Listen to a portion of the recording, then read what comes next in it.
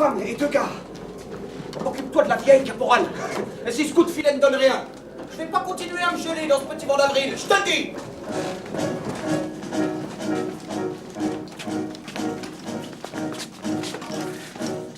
Mon capitaine, à cette bataille, les fantassins, laisse-les souffler. La mer courage pour la piétaille a des chaussures qui tiennent aux pieds. La carriole, c'est le lieu de toute la pièce. C'est pas un décor, c'est ce qu'on appelle chez nous une scénographie. C'est la maison de Mère Courage, là où elle élève ses enfants. Comme ça, elle peut les avoir auprès d'elle. Et puis, cette carriole est également une roulotte qui se déplace et qui peut suivre les armées. Dans cette carriole, elle a des objets de commerce, donc des objets de négociation, des objets de discussion. Et avec cette carriole, elle peut se mettre en position de repli et fuir s'il le faut. Si à la mort faut qu'il chemine, ils veulent au moins de bons souliers. Le printemps vient, debout chrétien, la neige fond sur les morts, et tout ce qui se traîne encore repart en guerre sur les grands chemins. En faisant mon travail de mise en scène, en observant le déplacement de la carriole au cours des 12 tableaux, je me suis aperçue que finalement elle tournait, cette carriole.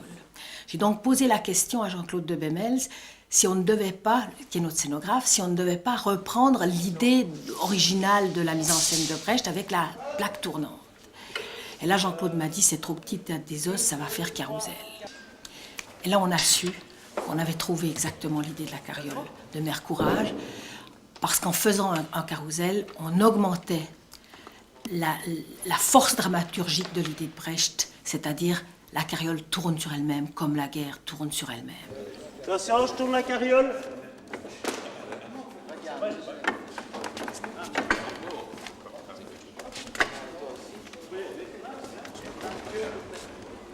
Montrez vos papiers. Nos papiers?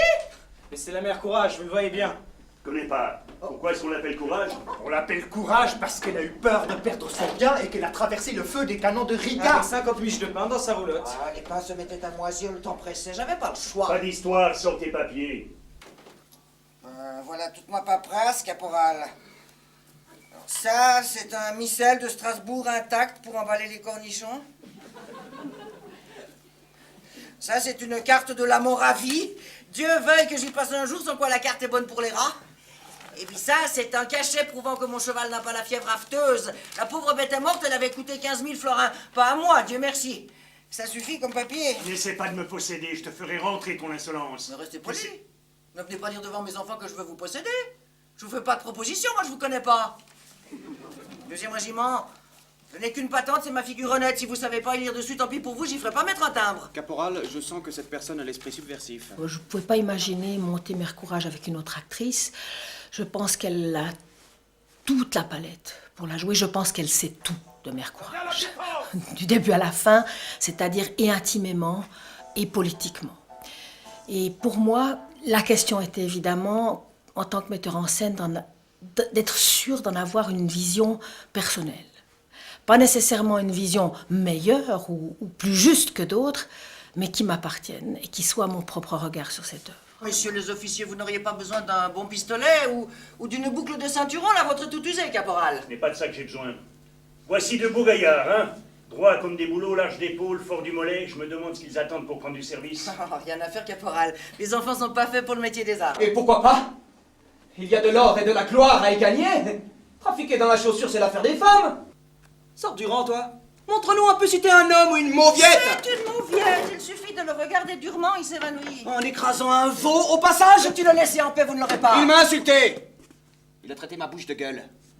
Viens avec moi dans ce champ et nous viderons la querelle entre hommes. Ouais, ne t'en fais pas, mère, son compte est bon. Tiens-toi tranquille, vaurien. Que cela te sert de leçon, Catherine. Ne te mêle jamais, tu m'entends? Jamais de fréquenter les soldats. L'amour est une force du ciel, je te préviens. Même avec des civils, c'est pas tout rose. Ton amant te raconte qu'il va baiser la terre où ton pied s'est posé. À propos, tu les as lavés tes pieds hier. Et puis pour finir, t'es la bonne à tout faire. Remercie le ciel d'être muette. Jamais tu ne te contrediras. Jamais tu n'auras à te repentir d'avoir dit la vérité. Elle a 3 enfants de 3 pères différents. Un fils aîné qui pense qu'à faire la guerre et aller se faire crever la peau. Elle a une fille muette, puis elle a un petit dernier. Et je dirais que pour moi, le petit dernier, ça a été un petit peu l'axe de la distribution.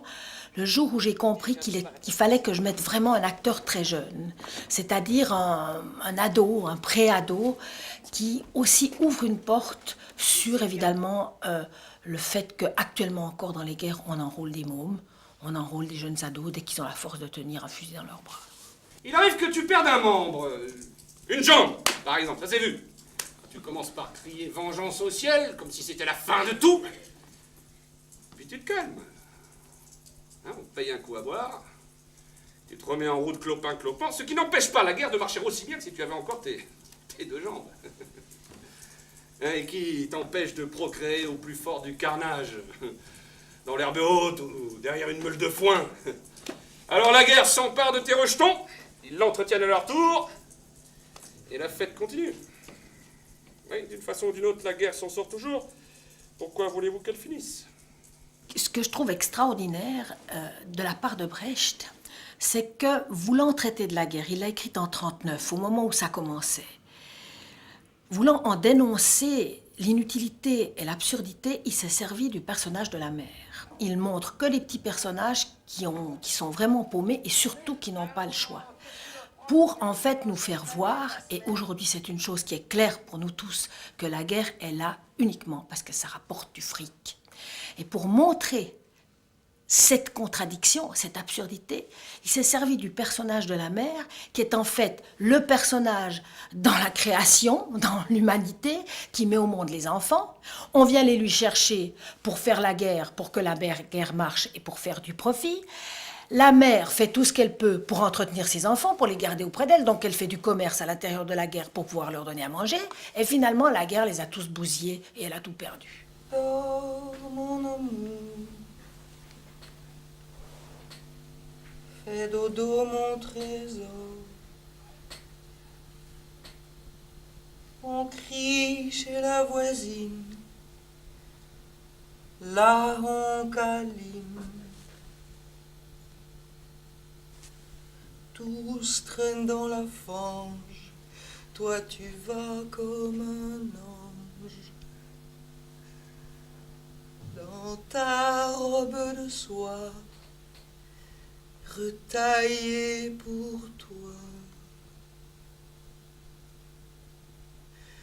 Les gens crient famine, toi tu as des pralines.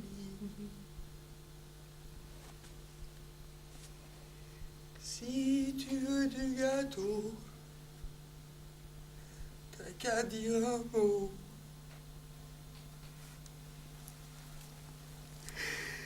Dors mon amour, fais dodo mon trésor.